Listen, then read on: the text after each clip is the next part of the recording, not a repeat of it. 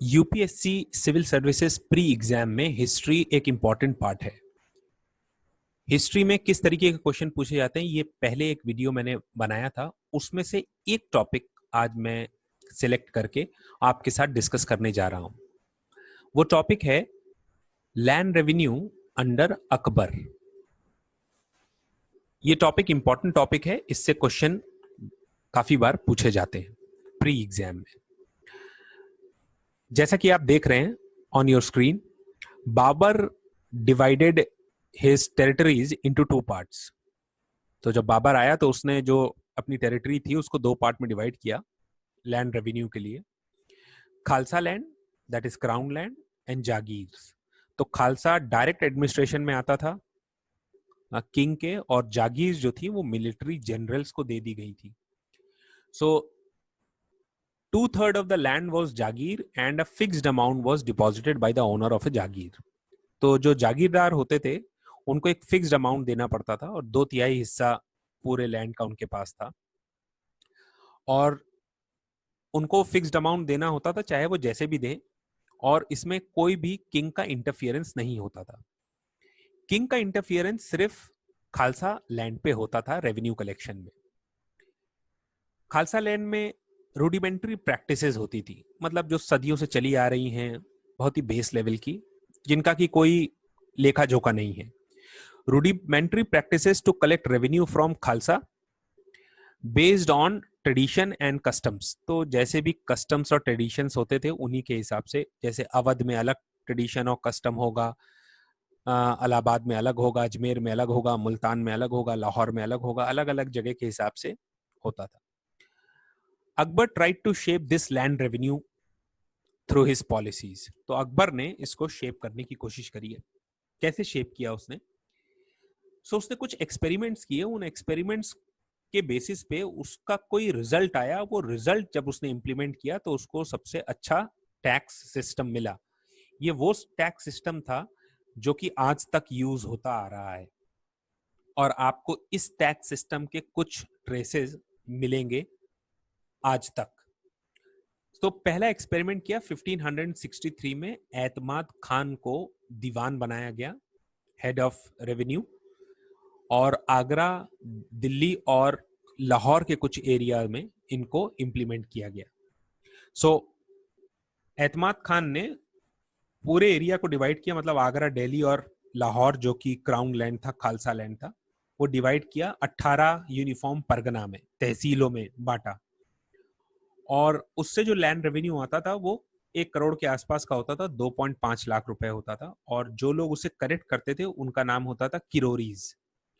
तो जो करोड़ रुपए कलेक्ट करें वो बने karoris. So they used to collect the tax. The second experiment was done by Muzaffar Khan in 1564, and with Muzaffar Khan his assistant was Todarmal. Todarmal Sher Shah के साथ काम कर चुके थे और बहुत ही अच्छे फाइनेंसर थे और बहुत अच्छा कैलकुलेट करते थे। इन दोनों ने मिलके दो कमियां निकाली। पहली कमी थी state demand was actually state demand without actually measuring the cultivable land. तो जो पहली कमी इन्होंने देखी वो थी कि स्टेट का जो डिमांड होता है रेवेन्यू का, वो बगैर किसी मेजरमेंट के होता है, मतलब कल्टिवेबल लैंड कितना है कितना नहीं है कुछ मालूम नहीं है, बस एक रेवेन्यू ले लेना है, and without making a realistic estimate of produce. और दूसरा जो इंपॉर्टेंट था वो था हाइपोथेटिकल शेड्यूल ऑफ प्राइसेस। तो इन्होंने दो कमियां देखी। एक तो हाइपोथेटिकल शेड्यूल ऑफ प्राइसेस, मतलब किसी भी हिसाब से प्राइसिंग कर दी गई है, उसके पीछे कोई ठोस कारण नहीं है, कोई लॉजिक नहीं है, रीजन नहीं है। और दूसरा, कल्टिवेबल लैंड का कोई मेजरमेंट नहीं है। जो तो दूसरा पार्ट है, जो हाइपोथेटिकल शेड्यूल ऑफ प्राइसिंग है, इसको तो खत्म कर दिया मुजफ्फर खान ने, और प्राइसिंग को एक हाइपोथेटिकल ना रख के एक पर्टिकुलर शेप दे दिया। Third experiment was done by Shihabuddin Ahmad in 1569, who was made the Diwan. He introduced a system called NUSCs or Kankut system. That means preparation of rent rolls by estimation. A rough estimate was made by officials. तो जो कंकूत system था उसमें rent roles बनाए गए और उन rent roles के हिसाब से एक रफ एस्टिमेशन बना लिया गया कि हमें कितना लेना पड़ेगा. It was done in 1569. The fourth experiment was done by Raja Todermal in 1570. He abolished the Kankut system.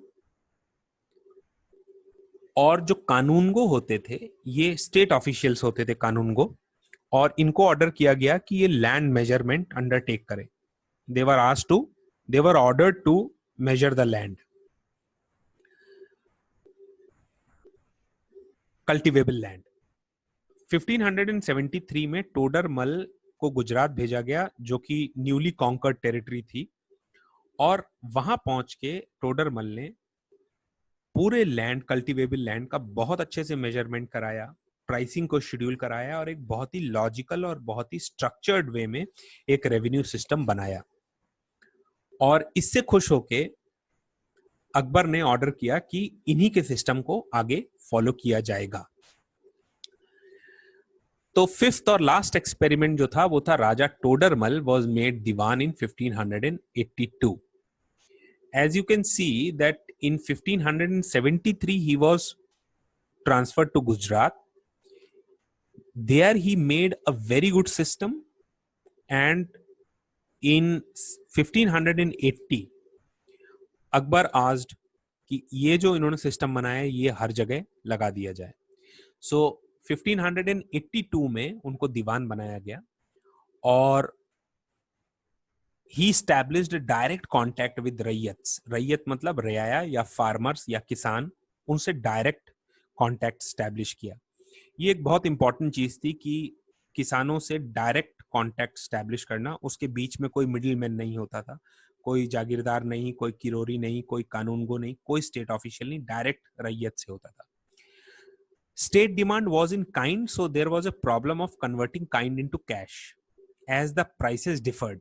So state के पास जो चीज आती थी वो काइंड में आती थी और उसको कैश में कन्वर्ट करने के लिए कैसे कैश में कन्वर्ट करें इसका दिक्कत होता था, क्योंकि अलग अलग जगहों पे अलग अलग प्राइसेस होती थी. सो अकबर ने टोडरमल की एडवाइस पे जब्ती सिस्टम, आईने दहशाला और बंदोबस्त अर्जी, ये सिस्टम लागू किया. तो उसको जब्ती सिस्टम भी कहते हैं, दहसाला सिस्टम भी कहते हैं, बंदोबस्त अर्जी भी कहते हैं. ये एक दहसाला का मतलब हुआ 10 years land revenue settlement. So it began operation in 1582 and it is also known as Rayyatwadi system, dealing with the cultivators directly. Thus, this system was adopted by East India Company with certain modification, and traces of this can even be found today. तो जो system 1582 में टोडरमल ने बनाया था वो system east India company ने भी adopt किया और वही सिस्टम अडॉप्ट किया मॉडर्न इंडिया में भी अडॉप्ट किया गया. उसके ट्रेसेस अभी भी हैं. सो इसको देखने से एक बात ये समझ में आती है कि 1582 में ये सिस्टम बना था और ये रैयतवाड़ी सिस्टम इस तरीके से बनाया गया था कि इसकी वैलिडिटी फ्यूचर में भी बहुत ज्यादा है. तो राजा टोडरमल ने इसको अप्लाई किया और अप्लाई करके एक सिस्टम बनाया जिसमें रैयत या रियाया या किसानों से डायरेक्ट कांटेक्ट किया जाता था. इस सिस्टम को खालसा प्रोविंसेस में लगाया गया. ये खालसा प्रोविंसेस थे इलाहाबाद, आगरा, अवध, अजमेर, मालवा, दिल्ली, लाहौर एंड मुल्तान. इसमें 5 स्टेजेस होती थी. क्या क्या होती थी वो? Measurement of land, proper measurement of land, it's classification, assessment of government demand, conversion of kind into cash and mode of collection. तो मेजरमेंट कैसे करते थे? गज, जिसको हम इलाही गज भी कहते हैं, ये सिकंदर लोदी ने बनाया था. 33 इंच का होता है, इसे 4 अंगुल भी कहते हैं. was adopted and Sher Shah Suri का जो अभी तक चलता आ रहा था, मतलब 1582 तक चलता आ रहा था, 32 इंच का गज, उसको खत्म कर दिया गया. लैंड को मेजर करने के लिए एक हेम्पेन रोप यूज होता था, जो कि एक रस्सी होती थी. निटेड रस्सी होती थी, वो रस्सी सर्दी में, गर्मी में, बरसात में अलग अलग मेजरमेंट देती थी, तो उसको भी खत्म किया गया। और जो दूसरी चीज जरीब, जिसे हम जरीब भी कहते हैं, जो जरीब बनाई गई, वो जरीब बनाई गई बैम्बू स्टिक की। बैम्बू स्टिक को आयरन रिंग से जोड़ दिया गया और उससे लैंड को मेजर किया जाने लगा। A bigha was adopted as a standard unit of area. So बीघा को स्टैंडर्ड यूनिट बनाया गया, 60 यार्ड्स और 3600 स्क्वायर यार्ड्स। फिर आता है क्लासिफिकेशन ऑफ लैंड। तो 4 तरीके के लैंड बनाए गए। पोलाज, ये जो पोलाज लैंड था, इसमें 2 क्रॉप्स, 2 फसल हर साल लगातार बोई जाती थी।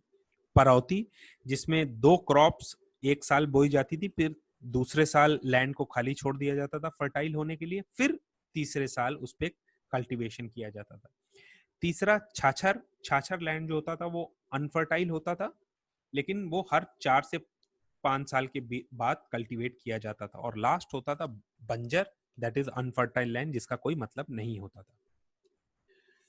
पोलाज, चाचर और परौती लैंड को फर्दर डिवाइड किया गया गुड, मिडिल एंड बैड में।